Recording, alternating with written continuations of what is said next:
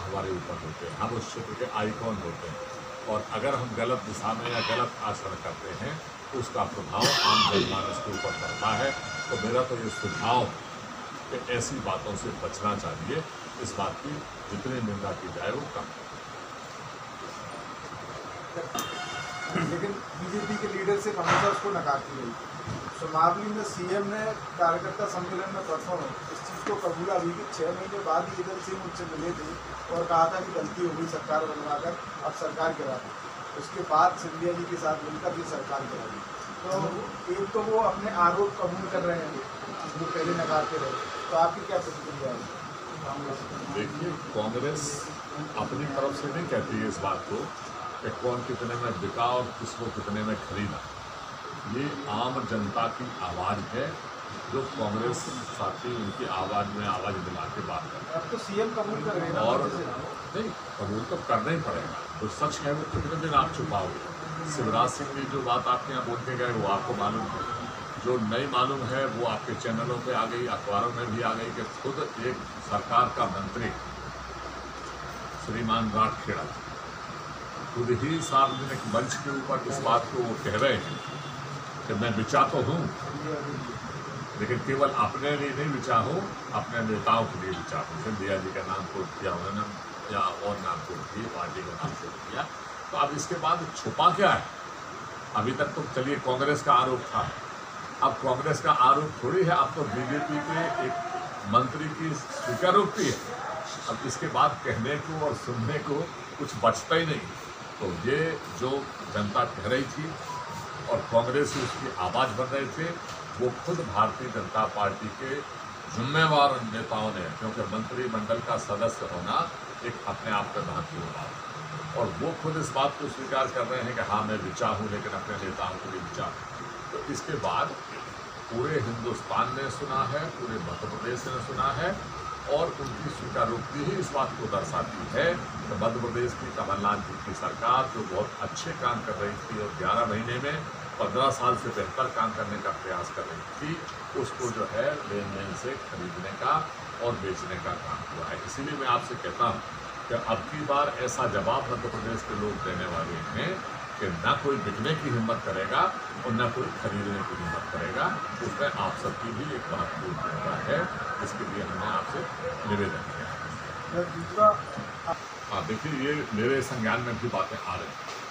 हम देखते हैं कि अगर झंडा लगी कमल के फूल की गाड़ी जा रही है तो पुलिस वाले रोकते नहीं हैं, और परसों हम देख रहे थे बातचीत नहीं कर रहे। अगर कांग्रेस का एक झंडा लिए जा रहा है तो तुरंत हाथ दे के उस गाड़ी को रोकने का जो है काम होता है। अगर जो है आचार संहिता लगने के बाद जैसे गांव से शिकायतें प्राप्त हो रही हैं कि गांव-गांव में हमारी भाषा में हैंडपंप, आपकी भाषा में खींच, और वो लगाने का काम हो रहा है, और प्रशासक मौन दर्शक बना हुआ है।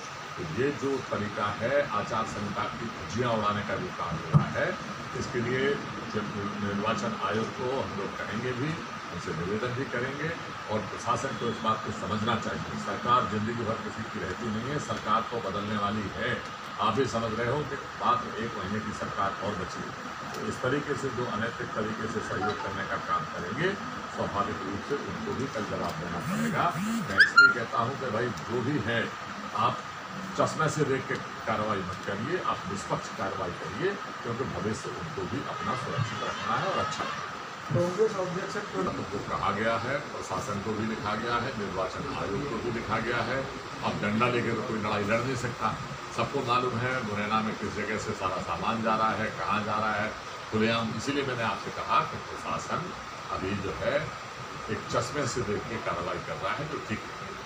ज़्यादातर जो कार्रवाई है वो जो कार्यालय है वहाँ से वो कार्रवाई हो रही है, और ये सच है। मैं कभी वैसे जातिगत आधार पर टीका टिप्पणी नहीं करता, मेरे स्वभाव में नहीं, क्योंकि जहाँ से मैं चुनाव लड़ता हूँ वहाँ भी मेरा कोई जातिगत आधार नहीं है। लेकिन जातिवाद के आधार पर किसी चुनाव को नहीं ले जाना चाहिए, और जो भी जनप्रतिनिधि वो कभी इससे हल मतलब समस्या हल नहीं होती कि अगर हम अपने जाति के ही सारे पदाधिकारी या सारे अधिकारी बुला लें तो और दीगर जो समाज होती हैं उनके ऊपर इसकी प्रतिक्रिया अच्छी नहीं होगी, और इसका परिणाम आपको चुनाव में दिखाई देगा। देखिए क्या बिंदु रहेंगे, आप पुराने प्रतिद्वंदी हैं एवल सिंह जी के, पहले भी 3 चुनाव आप लड़ चुके हैं, किस तरह इस बार फतेह होगा? जैसा कि अभी हमारे प्रभारी जी ने बोला था कि सुमावली से जितने भी प्रतिनिधि अभी कृतज्ञता ने जुड़े उनका विकास कितना है। अभी आप मित्रों, आप लोगों में से एक शिकायत कर रहे थे कि सुमावली के नाम से सुमावली हेडक्वार्टर होना चाहिए, तो सुमावली की क्या परिस्थिति है। बाकी ये बात सही है। आज मैं चुनाव मैदान में हूँ। वहाँ मैं जब जनसंपर्क के लिए गया तो वहाँ की जनता बड़ी, मैं भी अफसोस है, बदकिस्मती है सुमावली की कि जिस नाम से विधानसभा है और उसी हेडक्वार्टर में बड़ी कोई विकास की इन लोगों ने आज की है। लेकिन मैं सुमावली की जनता को भरोसा दिलाना चाहता हूँ और दिलाता हूँ कि अगर मुझे यहाँ सुमावली विधानसभा से प्रतिनिधि चुना और सेवा का मौका मिला तो मैं पूरा फोकस मेरा इस बार दल बदलू को मुद्दा बड़ा कांग्रेस जबरदस्त उठा रही है। आप भी 3 बार दल बदल चुके हैं, ये आपकी तीसरी पार्टी है। मेरा दल बदलने में और मानी ये दल बदलने में बहुत बड़ा फ़र्क ये है कि मैं कभी बिक के नहीं गया और ये लोग सब पैसे से बिके हुए लोग हैं और इन्होंने चलती अच्छी बड़ी हमारी कमलनाथ जी की सरकार चल रही थी, उस सरकार को गिराया है। मैंने तो अपना प्लेटफॉर्म चुनने में ही मेरा, चाहे मैं दल बदलूँ क्या कुछ भी करूँ, मैं अपना एक प्लेटफॉर्म चुनने के लिए लगा हुआ हूँ। अभी एवल सिंह जी ने आरोप लगाया है कि आपके पास लगभग 25,420 के प्रकरण दर्ज है या विचारा दी है, जबकि मेरे पास सिर्फ एक 353 का प्रकरण है। आप क्या कहेंगे? अगर मेरा ऐसा उन्होंने बताया है तो वो मैं अपने जो एफिडेविट दूंगा, एफिडेविट उसमें मैं कोई छिपाऊंगा तो है नहीं। और अगर मैं छिपा रहा हूँ तो उनको मैं भी कह रहा हूँ कि वो मेरी वही जानकारी पूरी निकाले। कल पता लग जाएगा कि मुँह पे 25 है कि 2 है कि 10 है, वो आप लोगों के बीच में आएगा। लेकिन आपराधिक छवि तो एवल सिंह जी की रही है बहुत ज़्यादा। उन्होंने तो डकैती तक की है। अगर मैंने तो कभी उनको नहीं कहा है कि वो अपराधी है। अगर उनके तो कई सामाजिक लोगों को भी, आपने एक वीडियो वायरल उनका हुआ है, वो अपने समाज के लोगों को ही गाली गलौज, एक मंत्री होके और माँ बहन की गाली देना छोड़ ही देता है। लेकिन मैंने वीडियो वायरल में सुना हुआ है। तो कौन क्या कर रहा है उससे मुझे कोई लेना देना नहीं है। मुझे जनता का प्यार मिल रहा है और मैं जनता में अपना जनसंपर्क साध रहा हूँ और मुझे आशा नहीं, पूरा भरोसा है कि इस बार सुमावली की जनता मुझे आशीर्वाद देकर यहाँ अपना प्रतिनिधि चुनने वाली है। ये आने वाले समय 3 तारीख और 10 तारीख को आएगा तो मित्रों आप लोगों को पता लगेगा कि बाकी जनता ने जो बिक कर गए हैं तो जनता ने इनको जवाब दिया। 2 मिनट